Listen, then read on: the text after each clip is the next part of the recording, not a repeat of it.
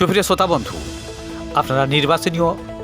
আপডেটের কথা আমরা যেমন জানাচ্ছি, তেমনই আসন্ন বিধানসভা নির্বাচনে বসিরহাটের উত্তর বিধানসভা কেন্দ্রের তৃণমূলের কংগ্রেসের মনোনীত প্রার্থী